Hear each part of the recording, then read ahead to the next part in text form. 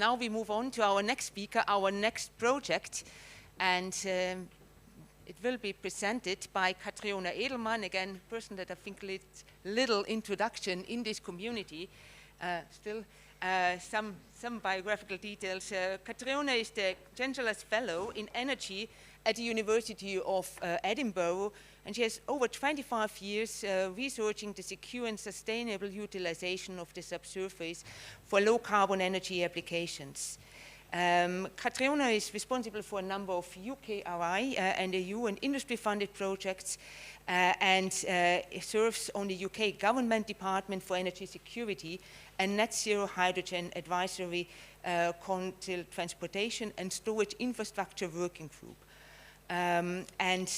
She has also been leading, or is leading still, I think it's only coming to an end, apologies, the High Store Poor project.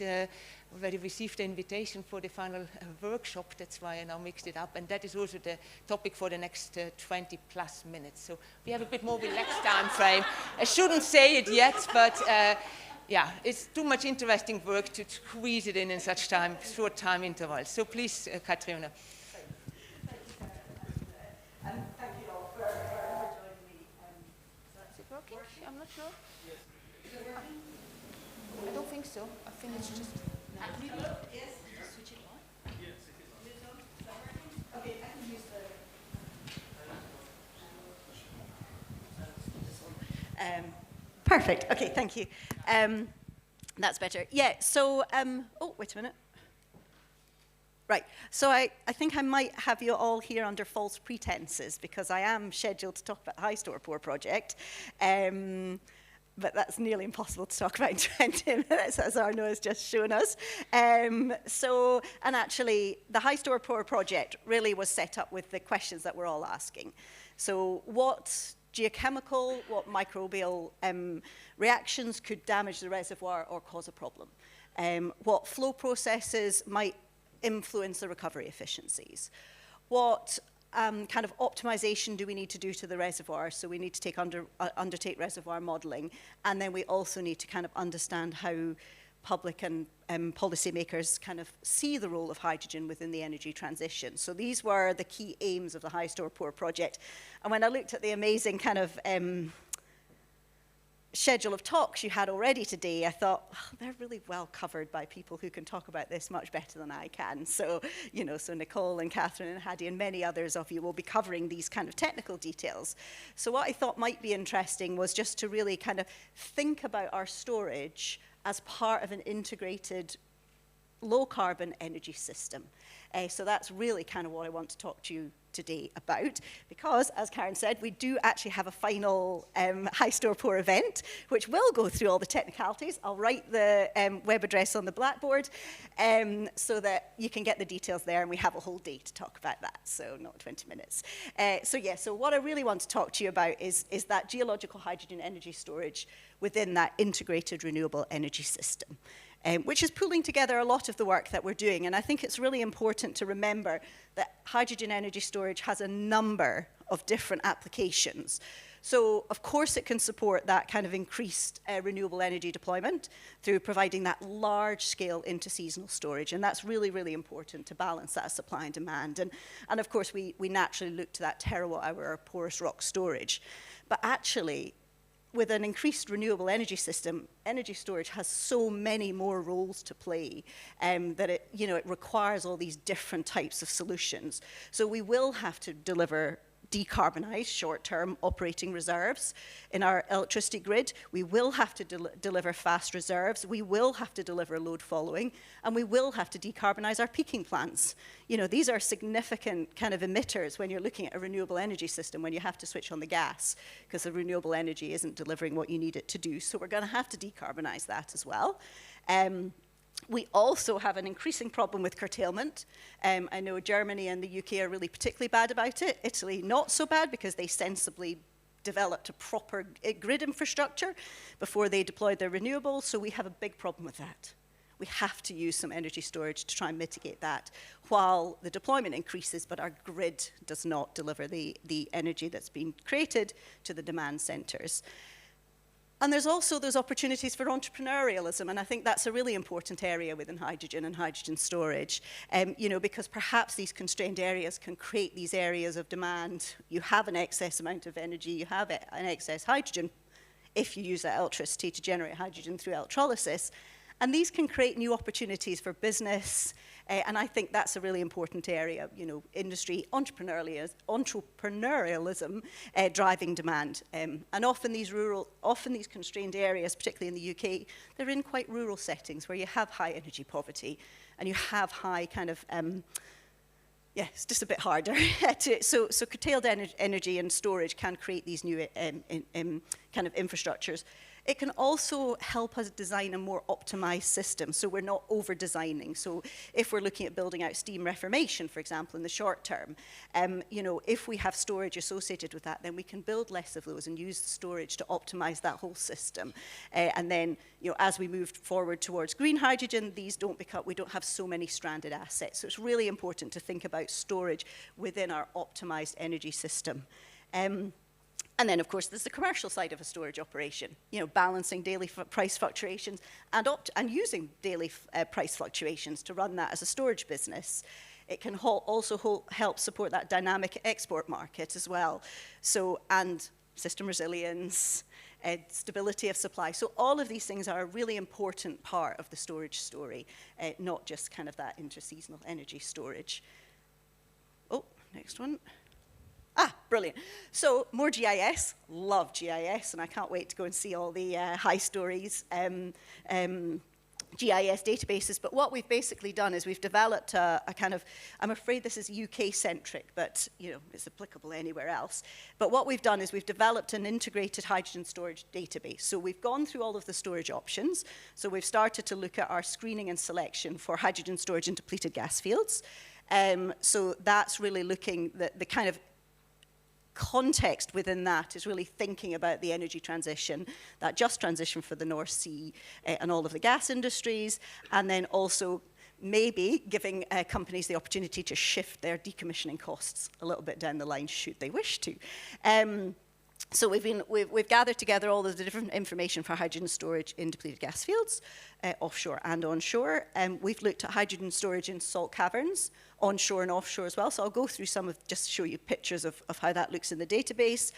And then I am actually a bit of a kind of like, I'm quite a fan at the moment of lined rock, not a fan of lined rock caverns, but you know, we haven't even got enough hydrogen to fill a test borehole, yeah?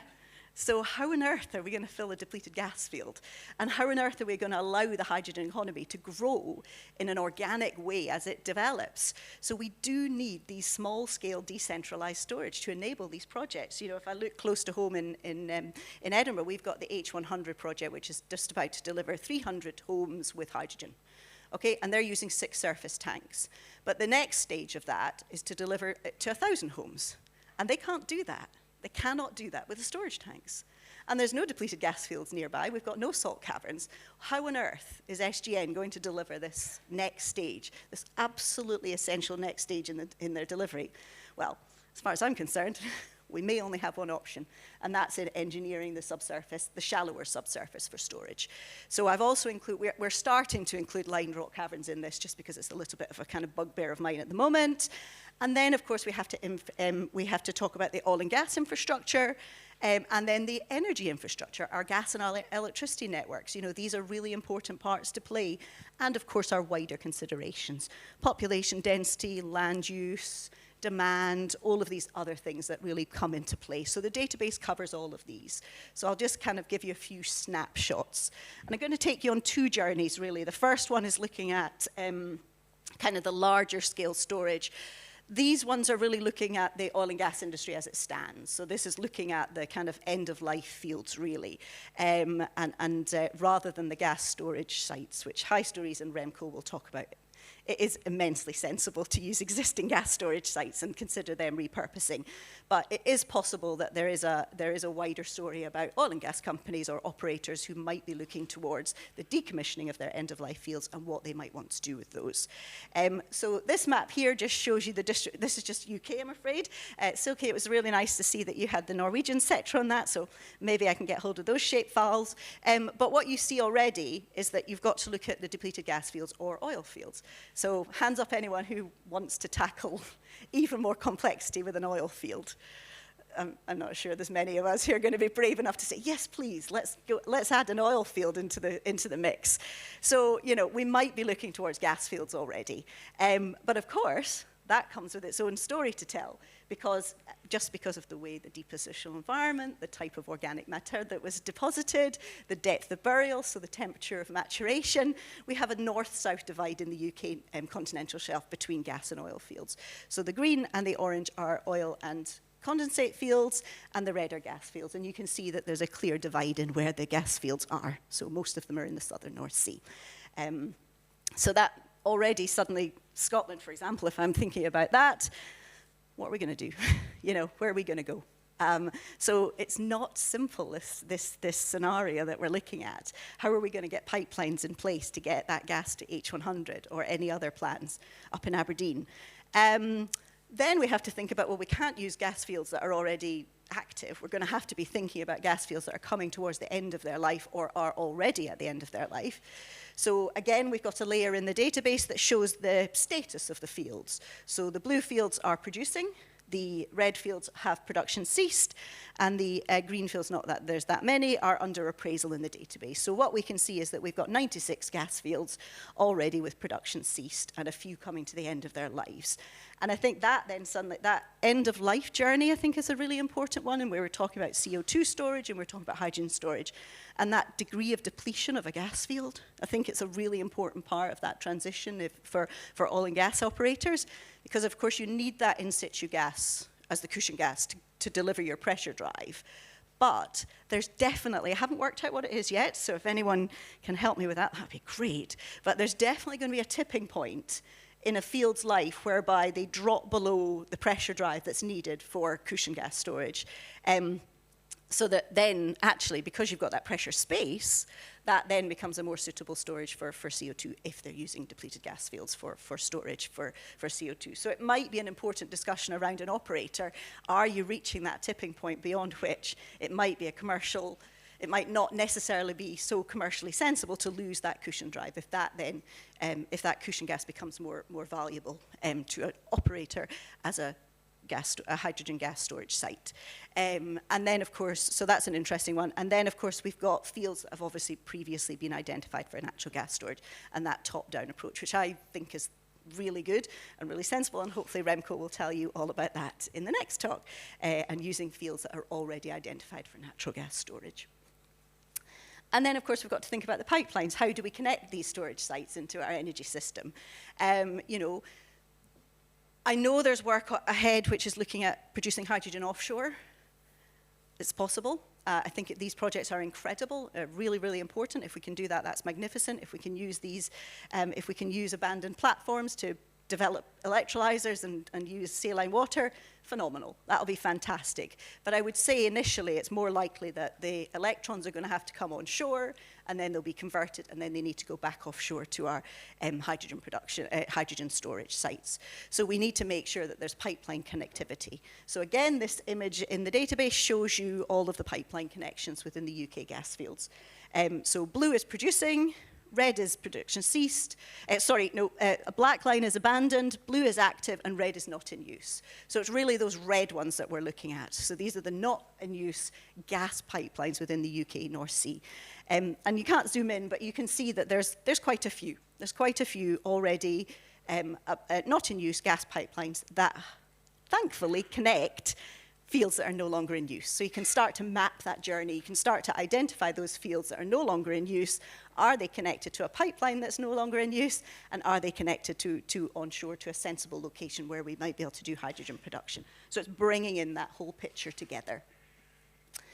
I just want to kind of highlight the microbial because ICA at Edinburgh and now at Barcelona has done some really incredible work on developing our microbial screening. So we do have a lot of geological screening in the database.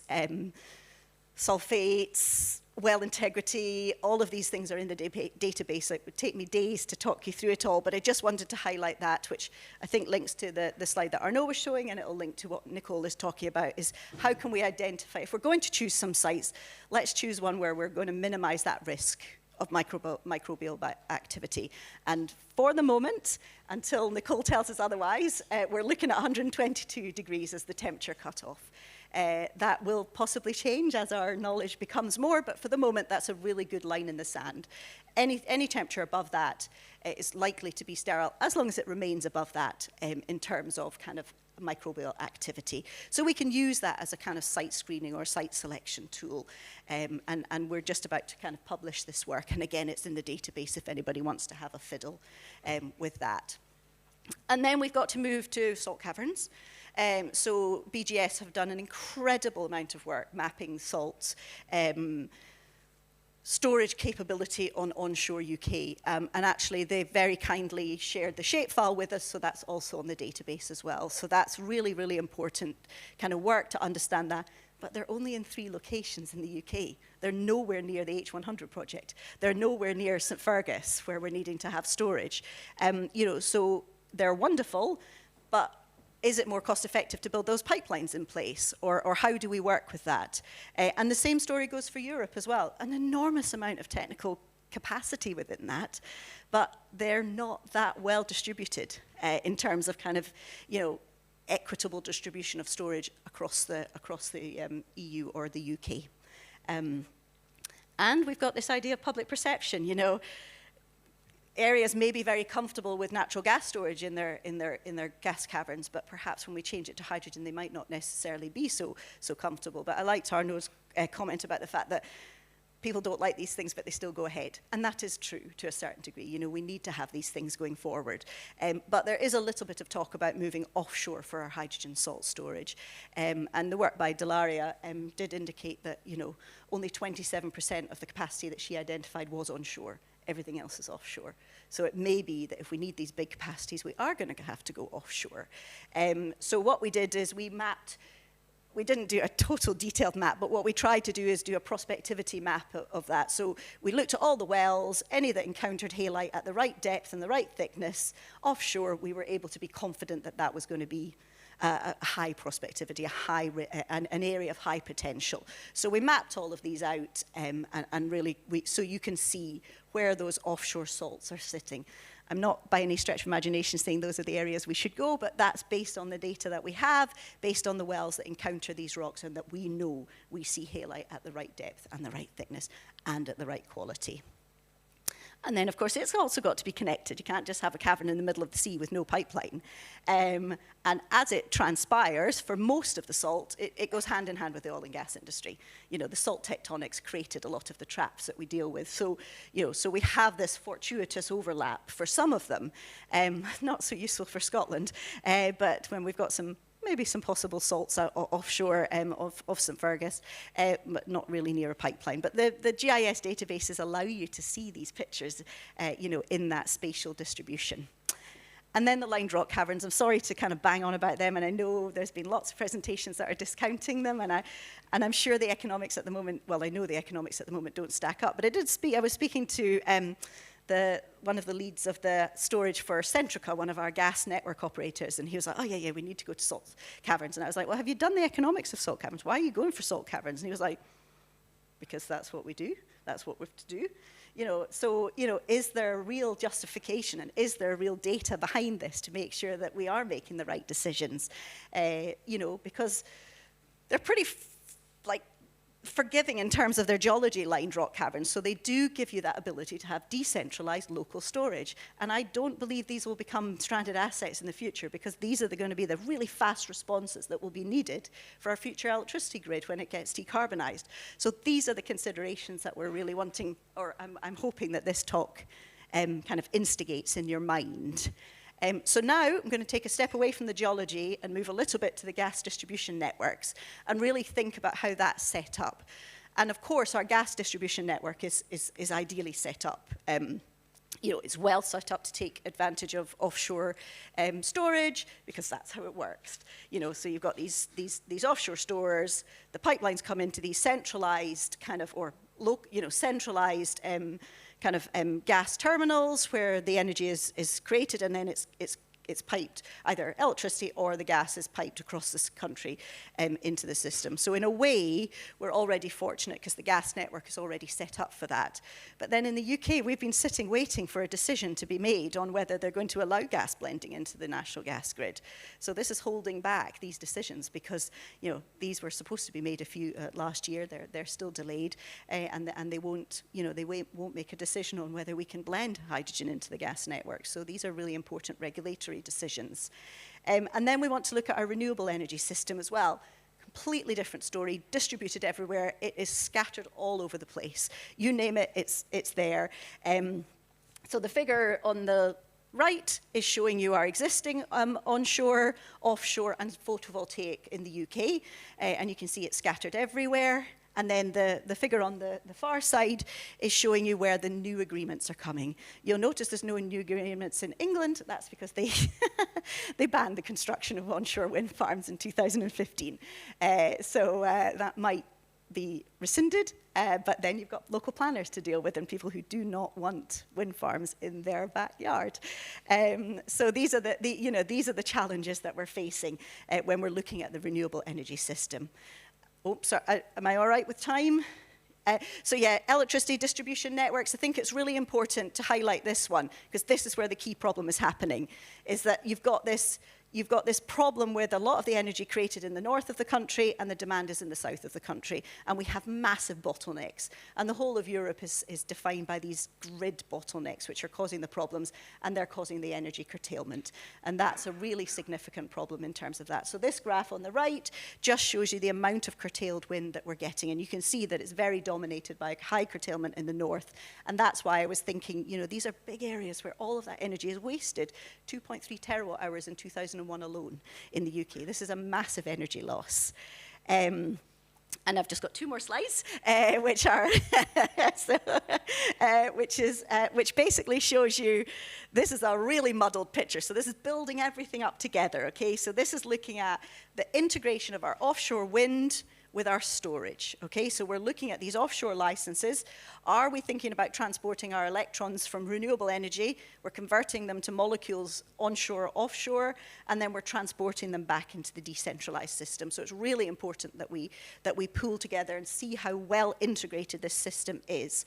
And what you can see is there are certainly areas where licenses are being offered that have nothing. No grid connections, no storage, and they're still being sold for an awful lot of money to do that. So obviously these developers are looking for potential storage sites.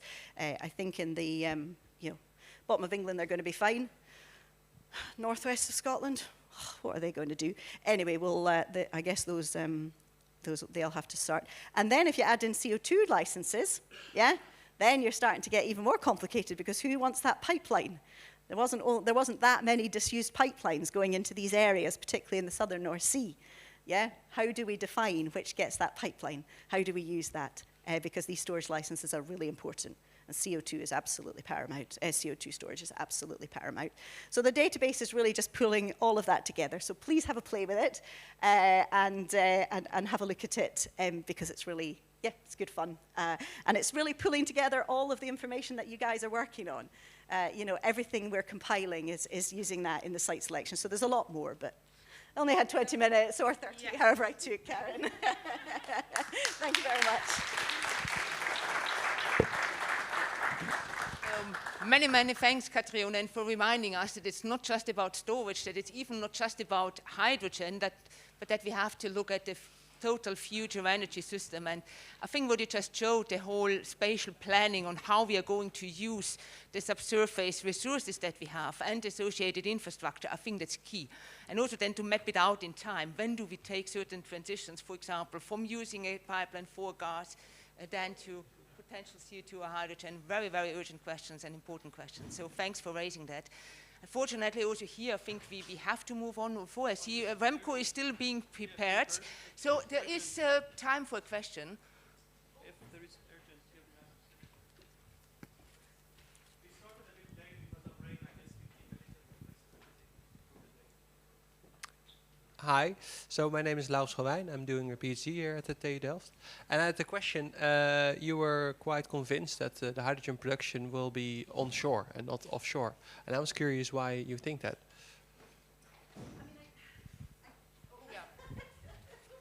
Sorry. Worked out for the term. Yes. Thank you. No. No, I mean, I'm not necessarily convinced it'll be onshore rather than offshore. But if you think about it just from, electrolyzers have quite a big footprint at the moment. So whether you can fit that on a platform is something else. I mean, the Dolphin project, for example, phenomenal project. And I really, that's where we hope things go. But again, we have to think about this in stages, and I suspect it'll be cheaper to have it onshore for the start. It may be that in time it will come, especially for, it will be the right solution for certain, especially now the floating offshore wind, that's really extreme, so they may need electrolyzers on site. So I'm not necessarily sure that one or other, but I would suggest that at the start, just from economics, onshore will be cheaper to build. Yeah. Thank you, Katriona. Oh, thank you, Henry. Thank you. Yeah, very, very busy development space, offshore electrolysis. I think we could fill days with discussing that.